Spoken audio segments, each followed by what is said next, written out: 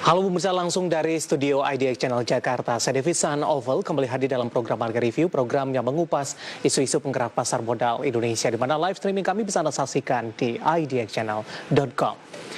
Ya, pemirsa, salah satu perusahaan properti PT PP Properti Tbk memastikan akan terus fokus mengembangkan sejumlah proyek di tengah pandemi COVID-19, di mana seluruh pembangunan yang dikerjakan perseroan akan tetap menerapkan protokol kesehatan. Salah satu perusahaan properti PT PP Properti Tbk memastikan akan terus fokus mengembangkan sejumlah proyek baru di tengah pandemi COVID-19, di mana seluruh pembangunan seperti mal dan hotel yang dikerjakan perseroan akan tetap menerapkan protokol kesehatan serta mendukung peraturan PSBB transisi. Direktur Utama PT PP Properti Tbk Sinur Linda Agustina mengungkapkan bahwa manajemen optimis kehadiran vaksin COVID-19 di Indonesia nanti akan meningkatkan aktivitas ekonomi masyarakat sekaligus membangkitkan geliat pasar properti nasional. Seperti diketahui, saat ini PP Properti tengah merampungkan sebanyak 8 proyek residensial berupa pusat perbelanjaan yang tersebar di Surabaya, Bekasi, dan Balikpapan, serta proyek 5 hotel yang berada di Jakarta, Bandung, Surabaya, Balikpapan, Pekanbaru, dan Lombok.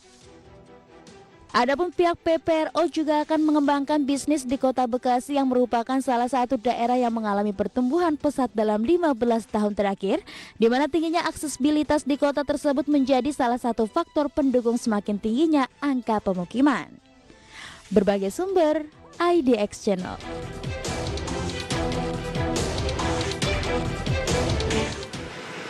Iya, pemirsa, di Market Review kali ini kita akan membahas topik yang menarik, mengulik kinerja anak usaha BUMN karya di bidang properti. Dan kita akan berbincang bersama dengan Bapak Aryo Perbongso yang merupakan Corporate Rating Analis PT Pevindo. Langsung saja kita sapa, saat ini kami sudah terhubung melalui via Zoom. Pak Aryo, selamat pagi, apa kabar Pak? Selamat pagi Pak. David, bagaimana kabarnya Pak? Kabar baik juga Pak Aryo, terima kasih sudah meluangkan waktu di IDX Channel. Pak Aryo, kali ini kita akan membahas mengulik kinerja anak usaha BUMN karya di bidang properti ini Pak. Kalau sama-sama kita ketahui, hampir seluruh dari BUMN karya memiliki anak usaha di bidang pengembang properti ini Pak Aryo. Bagaimana Anda melihatnya secara garis besar terkait dengan strategi Pak dari anak perusahaan BUMN karya tersebut untuk penetrasi ke pasar properti sampai sejauh ini?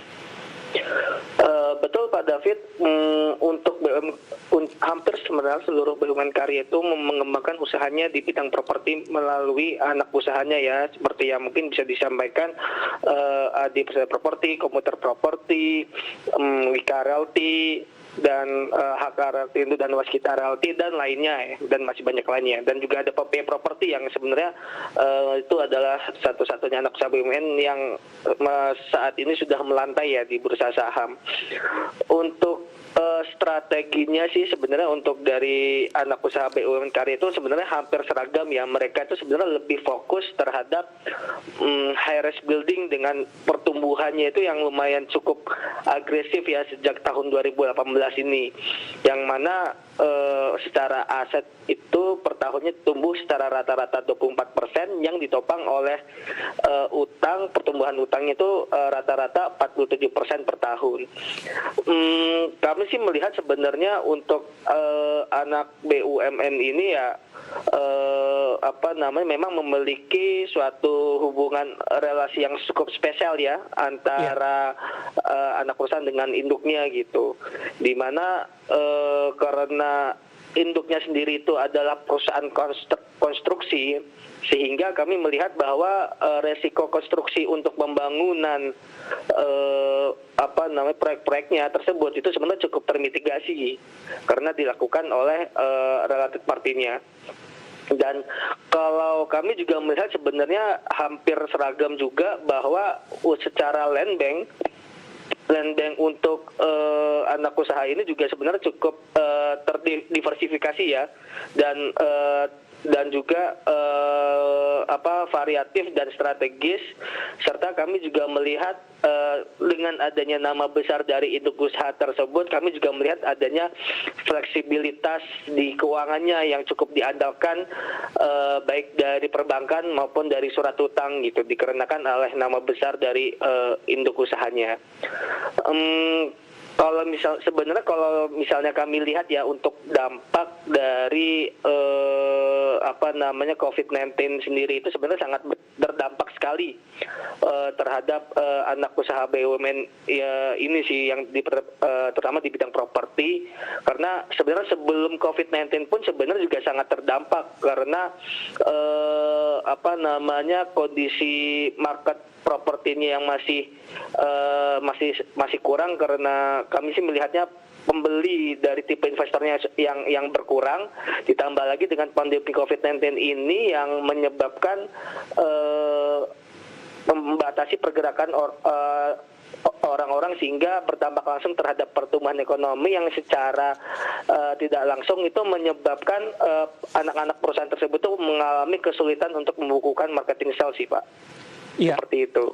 Pak Aryo, ini rata-rata dari induk usahanya adalah dari pengembang konstruksi begitu ya Pak ya? Pengembang besar ada Wastita, Adi, kemudian juga ada PTPP begitu. Bagaimana Anda melihat korelasinya? Apakah memang dari sisi lini bisnisnya tidak jauh berbeda ini Pak? Kenapa strateginya kepada sektor properti rata-rata Pak Aryo? Kalau kami melihat sih mungkin sebagai salah satu strategi diversifikasi aja sih Pak.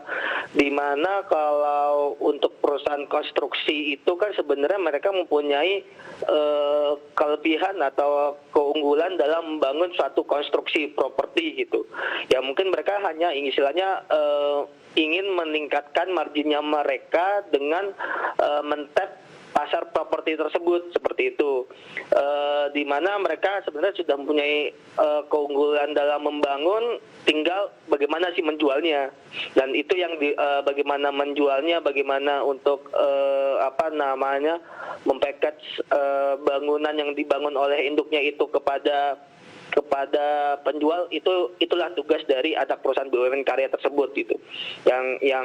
Yang mana ending yang diharapkan oleh BUMN karya itu adalah meningkatnya margin dari perusahaan secara konsolidasi.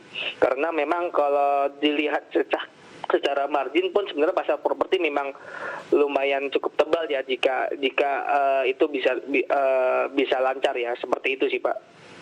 Baik, dari sisi segmennya seperti apa peruntukannya Pak Aryo? Ini kan untuk pasar properti cukup besar ya Pak, segmennya juga cukup beragam. Anda melihat dari anak-anak usaha BUMN ini lebih mengarah kemana secara spesifikasinya dari sisi properti? Kalau kami melihat sih sebenarnya kan kalau anak-anak usaha BUMN karya itu lebih banyak fokusnya ke high rise building ya Pak ya. Kalau high rise building itu sebenarnya tuh lebih ke segmentasi pasarnya itu lebih ke mid to high sih sebenarnya, yang dimana juga pembeli yang disasar itu bukan pembeli tipe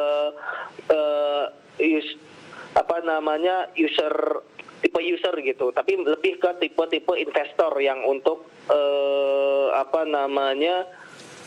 yang disasar oleh disasar oleh anak-anak perusahaan properti tersebut. Adanya kesimpulan banyaknya anak usaha BUMN yang terjun kepada bisnis properti, terutama dari konstruksi, ini menunjukkan dari posisi pasar, kemudian juga dari posisi potensinya masih cukup besar sampai sejauh ini, Pak Aryo. Betul Pak, sebenarnya secara potensi itu memang cukup besar kalau misalnya dilihat backlog rumah yang di Indonesia ya. Sebenarnya itu memang terdapat kebutuhan properti yang cukup besar di Indonesia. Cuma balik lagi, ini karena dia lebih bermain ke namanya ke tipe investor pembeli yang dengan tipe investor. Jadi ini sangat kondisinya itu sangat fluktuatif, di mana itu tergantung dengan kondisi ekonomi yang bagus sih. Jika ekonominya bagus, maka akan banyak pembeli-pembeli yang dari tipe investor untuk membeli produk-produk dari anak perusahaan konstruksi tersebut. Tapi jika tidak, maka seperti kondisi saat ini, maka marketing sales-nya itu menjadi rendah. Seperti itu sih Pak David. Seperti apa dampaknya secara fundamental Pak sampai sejauh ini, terutama dari sisi kinerja mereka? Mungkin untuk dari beberapa yang sudah diberikan rating oleh Pevindo sampai sejauh ini. Seperti yang kita ketahui ya Pak ya, untuk dari sisi penjualan mungkin dari perusahaan-perusahaan yang diperingkat oleh Pevindo itu kebanyakan terdapat low achievement di bagian revenue dan EBITDA-nya yang dikarenakan adanya masalah COVID-19 tersendiri gitu, karena pertumbuhan ekonominya tidak terlalu bagus yang menyebabkan orang-orang juga untuk menahan uang mereka untuk membeli properti seperti itu. Nah, kondisi ini itu menyulitkan kondisi anak perusahaan tersebut dikarenakan strategi mereka yang cukup agresif untuk meningkatkan asetnya, baik land bank ataupun melakukan pembangunan untuk tower-tower tersebut itu sebagian besar dari hutang. Nah, karena sebagian besar dari hutang tersebut, maka kami sih melihat secara by ratio untuk leverage-nya itu memang sangat sangat tertekan sih. Nah, tetapi kalau misalnya kami itu hanya melihat secara rasio WES saja ya, atau secara number aja gitu. Tapi kalau kami melihat secara lebih detailnya lagi, sebenarnya kami melihat bahwa anak-anak perusahaan konstruksi tersebut memiliki financial fleksibilitas yang cukup kuat sebenarnya, yang ditopang oleh induknya. Karena Ya, silakan dilanjutkan Pak. Oke, karena kami mesti melihat jika perusahaan-perusahaan tersebut itu berhasil untuk melakukan memperpanjang jatuh tempo utangnya dan atau mereka menggunakan shareholder loan dari induknya untuk membayar kewajiban-kewajibannya terhadap pihak ketiga. Seperti itu sih. Pak Aryo, menarik, kita akan jeda terlebih dahulu, nanti kita akan lanjutkan kembali. Tadi pun juga sempat Anda singgung, selain dari properti yang mengalami tekanan, konstruksi beberapa waktu lalu juga pembangunan juga sempat terhenti, meskipun saat ini sudah mulai bergairah kembali begitu. Pertanyaannya adalah bagaimana hubungannya antara induk usaha dengan anak usaha yang bidang properti yang sama-sama mengalami tekanan ini di sepanjang pandemi 2020. Nanti kita akan lanjutkan Pak Aryo, kita akan jeda terlebih dahulu, dan pemirsa telah bersama kami, Marka Rivi akan segera kembali sesaat lagi.